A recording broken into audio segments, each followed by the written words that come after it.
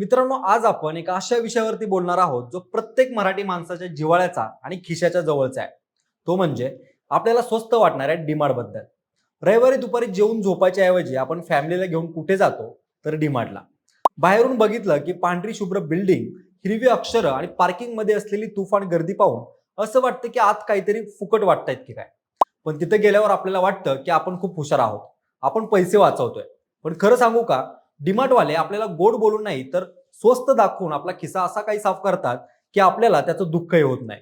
हा खिसा साफ करण्यामागं डीमार्ट अशी कोणती स्ट्रॅटेजी वापरतो? डीमार्टची मार्केटिंग स्ट्रॅटेजी काय आहे? डीमार्ट कंपनी आता किती प्रॉफिटमध्ये, हेच आपण या व्हिडिओच्या माध्यमातून जाणून घेऊयात.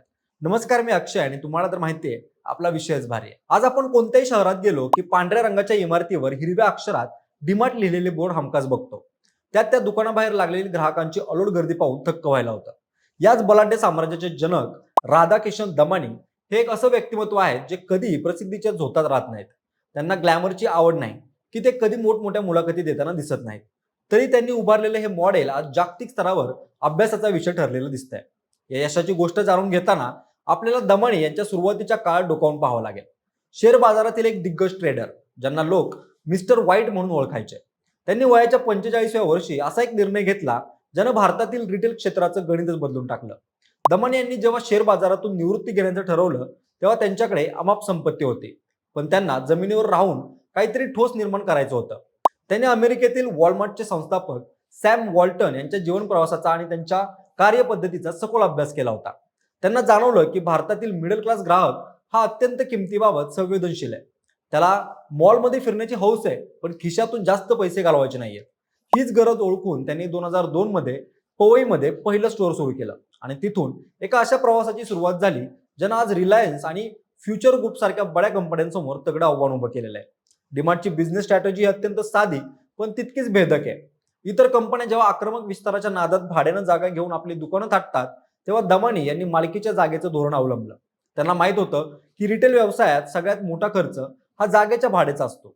जर जागा स्वतःची असेल तर तो खर्च वाचतो आणि तोच फायदा थेट ग्राहकांच्या पदरात टाकता येतो. यामुळे डीमार्टला इतर स्पर्धकांच्या तुलनेत जास्त डिस्काउंट देणं शक्य होतं. यालाच लो कॉस्ट मॉडेल म्हणतात. दमानी यांनी कधीही घाई केली नाही. त्यांनी पहिल्या 10-15 वर्षात फक्त मोजकी स्टोअर्स उघडली, पण ती सगळी नफ्यात होती. हे मॉडेल उभं करताना त्यांनी सप्लायर सोबतचं नातंही तितकंच घट्ट केलं.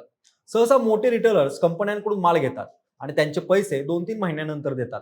पण डीमार्ट आपले पेमेंट अवघे 10 ते 15 दिवसात पूर्ण करते. त्यामुळे सप्लायर्स खुश असतात आणि ते डीमार्टला अधिक सवलतीच्या दरात माल देतात. ही साखळी इतकी मजबूत आहे की कंपनीचा नफा हा केवळ माल विकूनच नाही तर माल खरेदी करण्याच्या पद्धतीतूनही निर्माण होतो. आता आपण त्या विषयाकडे वळूया जो सर्वसामान्यांच्या मनात शंका निर्माण करतो की डीमार्ट आपल्याला गोड बोलून कसं लुटतं किंवा आपला खिसा कसा कापतं. खरं तर याला लूट म्हणण्यापेक्षा मानसशास्त्रीय मार्केटिंग म्हणणं योग्य ठरेल. डीमार्ट मध्ये शिरल्याबरोबर मिळणारा तो थंड एसीचा वारा आणि चकाचक लाद्या आपल्याला एका वेगळ्याच जगात नेतात. तिथे सगळ्यात आधी आपल्याला अशा वस्तू दिसतात ज्यावर 50% किंवा त्याहून अधिक डिस्काउंट असतो. हे पाहिल्यावर ग्राहकाचा मेंदू आपोआप सेव्हिंग मोडमध्ये जातो. आपल्याला वाटतं की इथं सगळं स्वस्त आहे, पण तिथंच खरी कसरत सुरू होते. डीमार्ट मध्ये मिळणाऱ्या ट्रॉलीचा आकार मुद्दाम मोठा ठेवलेला असतो. मानसशास्त्रानुसार मोठी रिकामी ट्रॉली माणसाला अस्वस्थ करते. जेव्हा तुम्ही फक्त एक साखरेचं पाकिट घ्यायला जाता तेव्हा ती मोठी ट्रॉली पाहून तुम्हाला वाटतं की अजून काहीतरी घ्यायला हवं आणि नकळत तुम्ही गरज नसलेल्या वस्तू भरू लागता. तसंच जीवनावश्यक वस्तू जसं की तेल, साखर, डाळी या नेहमी स्टोअरच्या सगळ्यात शेवटच्या कोपऱ्यात ठेवलेल्या असतात. तिथपर्यंत पोहोचण्यासाठी तुम्हाला 100 चककणाऱ्या वस्तूंच्या मधून जावं लागतं. हे अंतर कापता कापता तुम्ही किमान 5 अशा वस्तू उचलता ज्या तुमच्या यादीत नसतात.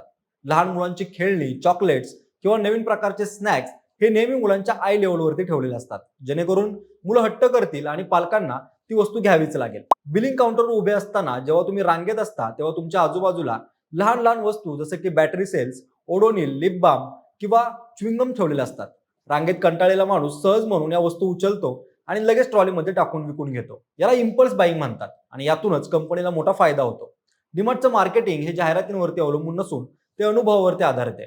ते कधी टीव्हीवर सेलिब्रिटींना घेऊन जाहिरात करत नाहीत, कारण तो पैसा त्यांना वाचवायचा असतो. डीमार्टमध्ये स्वस्त मिळतं ही जी चर्चा घराघरात महिलांच्या माध्यमातून पसरली आहे, तीच त्यांची सगळ्यात मोठी मार्केटिंग स्ट्रॅटेजी ठरली. त्यांनी कधी फॅन्सी डेकोरेशनवरती पैसा खर्च केला नाही. त्यांची स्टोअर्स ही गोदामासारखी दिसतात, पण ग्राहकाला तिथं फक्त किमतीशी देणं घेणं असतं. दमाने यांनी स्लॉटिंग फी नावाचा एक प्रकार अत्यंत प्रभावीपणे वापरला. कोणत्याही कंपनीला जर आपले उत्पादन डीमार्टच्या शेल्फवर ग्राहकांच्या समोर ठेवायचे असेल तर त्यांना डीमार्टला ठराविक रक्कम द्यावी लागते. त्यातूनच कंपनीचा मोठा महसूल उभा राहतो. तसंच त्यांचं स्वतःचं प्रायव्हेट लेबल्स म्हणजे डीमार्ट प्रेमिया सारखं ब्रँड्स आहेत. हे ब्रँड्स इतर नामांकित कंपन्यांच्या तुलनेत खूप स्वस्त असतात, कारण त्यावर मार्केटिंगचा खर्च नसतो, पण त्याची गुणवत्ता टिकवून ग्राहक वर्ग तयार केला जातो. डीमार्टची ही संपूर्ण यंत्रणा अत्यंत शिस्तबद्ध आहे. तिथं इन्व्हेंटरी टर्नओव्हरचा वेग प्रचंड आहे. म्हणजे माल दुकानात येतो आणि काही दिवसातच तो विकला जातो. माल साठवून ठेवण्याचा खर्च त्यांना येत नाही, कारण मागणी आणि पुरवठा यांचं गणित त्यांनी अचूक जुळवलेलं आहे. दमन यांनी हे साम्राज्य उभं करताना कधीही घाई केली नाही, की कोणाशी स्पर्धा करण्याचा प्रयत्न केला नाही. त्यांनी फक्त आपल्या ग्राहकाला केंद्रस्थानी ठेवलं. सामान्य माणसाला वाटतं की त्यानं 100 रुपये वाचवले, पण प्रत्यक्षात त्यानं 500 रुपये जास्त खर्च केलेले असतात. तरीही तो ग्राहक आनंदाने घरी जातो, कारण त्याला बचतीचं समाधान मिळालेलं असतं. डीमार्टची ही गोड लूट प्रत्यक्षात एक उत्तम व्यावसायिक धोरण आहे, ज्यानं एका साध्या शेअर ब्रोकरला भारतातील सगळ्यात श्रीमंत व्यक्तींपैकी एक बनवलं. आजच्या स्पर्धेच्या युगात जिथं ऑनलाईन कंपन्या मोठे मोठे डिस्काउंट देतात, तिथंही डीमार्टचं अस्तित्व टिकून आहे, कारण त्यांनी ग्राहकाशी शारीरिक आणि भावनिक नातं जोडलेलं आहे. किराणा खरेदी हा भारतीयांसाठी एक कौटुंबिक सोहळा आहे, आणि डीमार्टनं त्या सोहळ्याला बचतीचा तडका देऊन एक साम्राज्य निर्माण केलेलं आहे. हे सर्व पाहता राधाकिशन दमाने यांनी केवळ बिझनेस केला नाहीये, तर त्यांनी भारतीय मध्यमवर्गीयांच्या खरेदीच्या सवयीचा सखोल अभ्यास करून एक अशी चक्रव्यूह रचना केली आहे, ज्यात ग्राहक आनंदाने अडकतो आणि पुन्हा पुन्हा तिथेच जातो. बाकी मंडळी, डीमार्टच्या मार्केटिंग स्ट्रॅटेजी बद्दल तुम्हाला काय वाटतंय? आणखी कोणत्या कंपनीची केस स्टडी करावी त्याबद्दल आम्हाला कमेंट करून सांगा, आणि आपल्या विशेष बारीच्या युट्यूब चॅनेलला सबस्क्राईब करायला विसरू नका. धन्यवाद.